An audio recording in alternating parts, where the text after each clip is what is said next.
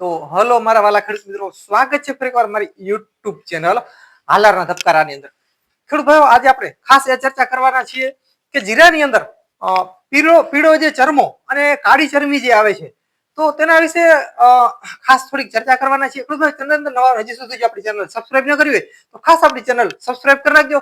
ખેડૂત ભાઈ, video like આપશો એટલે સાઈડમાં હાઈપનું નિશાન આવશે, જે દબાવવાનું ભૂલશો નહીં. ખેડૂત ભાઈઓ, હું પણ તમારી જેમ એક ખેડૂતનો દીકરો છું, તો ખેડૂતને સપોર્ટ કરે તો બસ. અને ખેડૂત ભાઈ, અમારો હંમેશા એક જ ધ્યેય રહેલો છે કે ખેડૂતોને બે પૈસાનો ક્યાંક ને ક્યાંક ફાયદો થાય. ખેડૂત ભાઈ, વાત કરીએ ખાસ આપણે મુદ્દાની. તો ખેડૂત ભાઈઓ, જીરાની અંદર પહેલા આપણે પીડીયા વિશે થોડી ખાસ ચર્ચા કરીએ. તો ખેડૂત ભાઈ, પીડીઓ એક એવી વસ્તુ છે કે તે દવાથી બહુ એવો વધારે પ્રમાણમાં એવો કોઈ કંટ્રોલ થઈ શકતો નથી. એ આવ્યા પછી આપણે એમ થાય કે આપણો અડધો વીઘો ફેલાઈ ગયો છે અને આ હજી જે આપણે પીડીયા અડધો વીઘામાં અંદર આવી ગયું છે, તો જે આવી ગયું ને એ ક્યારે કંટ્રોલ થવાનું નથી.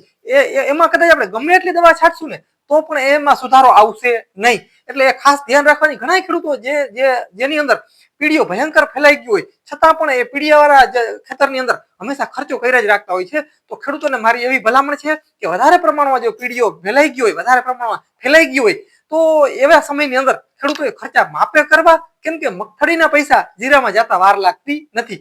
એટલે જે ખેડૂતોને પીળિયું મીડિયમ પ્રમાણમાં હોય, બહુ હોય નહીં વધારે, શરૂઆત થઈ હોય 2-4 કેરામાં જ હોય, તો તેને થોડીક મહેનત કરી લેવી. બાકી પીળિયામાં કોઈ એવા ખાસ એવા મોટા રિઝલ્ટ છે નહીં. આવ્યા પહેલા હજી પણ રિઝલ્ટ તમને મળશે, પણ પીળિયો આવી ગયા પછી બહુ એવા ખાસ તમને રિઝલ્ટ મળશે નહીં. કદાચ તમે ગમે એટલી દવાના ખર્ચા કરશો ને તો પણ તમને પીડીયાની અંદર એવા સારા એવા રિઝલ્ટ ખેડૂતોને મળતા નથી. એની જગ્યાએ જો તમને એવું લાગે કે આપણે 50% આપણા જીરા પીડિયાથી બેહી ગયા છે અને બહુ વધારે પ્રમાણમાં ખર્ચો કરવો નથી, તો તેના માટે હું તમને ખાસ એક દવા આપું છું જે જીરાની અંદર સારો એવો ફાયદો થશે. મિત્રો, તેની અંદર ટ્રાયસાયક્લોઝોલ જે છે તે જીરાને કડક રાખશે, એટલે તે ખાસ છાંટી દેવાનું.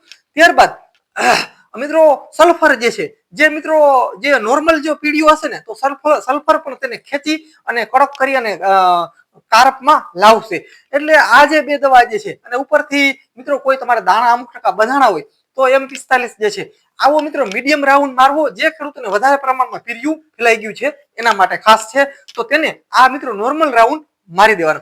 હવે મિત્રો, કાળી ચરમીની જો વાત કરીએ તો કાળી ચરમી મિત્રો જો વધારે પ્રમાણમાં ફેલાઈ ગઈ હોય ને, દાખલા તરીકે તમારું જીરું મિત્રો 4 વીઘાનું હોય તો એમાં 2 વીઘામાં વધારે ફેલાઈ ગયું હોય અને 4 વીઘામાં નોર્મલ હોય, તો તેની અંદર મિત્રો કોરોમંડલનું જટાયું આવે છે. તો મિત્રો તે જ તમારે સીધું મારવાનું. જો કાળી ચરમીનો એટેક જે વધારે હોય તો તમારે કોરોમંડલનું જટાયું આવે છે તે જ મારવું. હવે તેની સાથે કોરોમંડલનું જટાયું સાથે તમારે જીરાની અંદર ટ્રાયસાયક્લોઝોલ મારવાનું.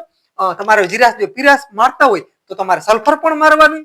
અને પાણી આપ્યું હોય તો ખાસ તમારે સલ્ફર મારવાનું. અચૂક ભૂલ નહીં કરવાની. બીજી દવા નહીં છાંટો તો ચાલશે, પણ એક આપણે કોરોમંડલનું જટાયું અને ટ્રાયસાયક્લોઝોલ એ તો ખાસ નાખવાનું, અને સલ્ફર બરોબર છે. પણ જો પાણી આપ્યું હોય તો, અને વધારે પ્રમાણમાં કાળી ચરમી બેઠી હોય તોની વાત છે, તો જ તમારે જટાયુનો વધારે વપરાશ કરવો. અને સાથે પાણી આપ્યું હોય તો સલ્ફર અચૂક વાપરવાનું, કેમ કે હવામાનમાં પણ ચેન્જીસ છે. અને આ વર્ષે એવું છે કે જમીનની અંદર કન્ટિન્યુ ભેજ રહે છે. તમે મિત્રો તમારું ખેતર ગમે એવું સુકાઈ ગયું હોય, તમે 4 આંગર ખોદશો ને એટલે મિત્રો જે ભેજ જે છે ને તે બહુ વધારે પ્રમાણમાં છે, તમને જોવા મળશે જ ભેજ. એટલે ખાસ મિત્રો, ભેજ વાળું હવામાન છે અને વાતાવરણ ભેજ છે, ને જમીનની અંદર પણ વધારે પ્રમાણમાં ભેજ સંગ્રહેલો છે આ વર્ષે, જેને લીધે કાળી ચરમીનો બહુ વધારે એવો એટેક થઈ રહ્યો છે. મિત્રો, નોર્મલ કદાચ જો તમારે કાળી ચરમીની શરૂઆત થઈ હોય તો મિત્રો ટાટાનું એર્ગોન જે છે, અને બીજી મેં તમને જેમ કીધી સલ્ફર, અને જો પીરાસ મારતું સલ્ફર, જો સારું જીરું હોય તો સલ્ફર મારવાની જરૂર નથી. પણ નોર્મલ જો હોય તો તમે આપણે જે ટાટાનું એર્ગન આવે છે તે પણ વાપરી શકો છો. અને તેની સાથે ટ્રાયસાયક્લોઝોલ અને ખાસ સલ્ફર તમે છાંટી શકો છો, જેથી કરીને સારો તમને કંટ્રોલ મળશે. અને ઝાકળ માટે M45 તો છે જ, સારી કંપનીનું કોઈ પણ લઈ લેવાનું.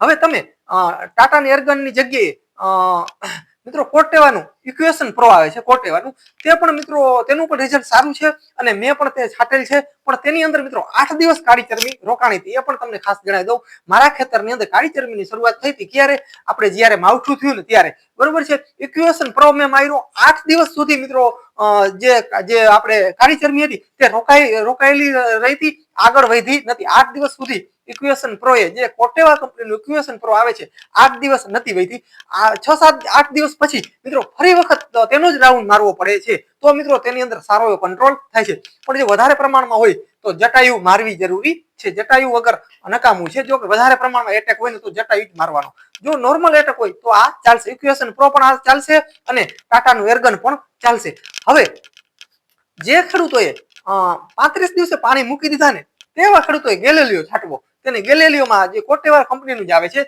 તે ગેલેલિયો મિત્રો સારું એવું કામ દેશે જે ખેડૂતોએ 35 દિવસ પછી પાણી જ નથી આપ્યું બિલકુલ અત્યાર સુધી જીરાને પાણી જ નથી આપ્યું અને 60 દિવસ પ્લસ આસપાસના જીરા થઈ ગયા હોય તેવા ખેડૂતોએ અને કાળી ચરબીનો બહુ એટેક ન હોય તો તેવા ખેડૂતોએ ગેલેલિયોનો છંટકાવ કરવો જોઈએ ગેલેલિયો ટ્રાયસાયક્લોઝોલ તો મારવાની બરોબર અને M45 તો મારવો જ પડશે કેમ કે હવે ઝાકરનું પ્રમાણ સારું એવું આવી રહ્યું છે અને હવામાનમાં પણ ચેન્જીસ થવાનું છે તો ખેડૂત ભાઈઓ આજની આવી ખાસ માહિતી હતી તો ખેડૂત ભાઈઓ કોઈ પણ જાતનો હજી પ્રશ્ન જો રહી ગયો હોય અમને કહેવામાં તો ખાસ તમે કોમેન્ટની અંદર જણાવી શકો છો અમે તમારો જવાબ જરૂર દેશું તો ખેડૂત ભાઈઓ બસ વિડીયોની અંદર આટલું જ છે ખેડૂત ભાઈઓ ચેનલ અંદર નવા હો સબસ્ક્રાઇબ ન કરવી આપણી ચેનલ તો ખાસ સબસ્ક્રાઇબ કરી નાખજો તો ખેડૂત ભાઈઓ મળીએ આવા નવા વિડીયો સાથે તો ખેડૂત ભાઈઓ બસ રજા આપશો જય સિદ્ધનાથ જય જવાન જય કિસાન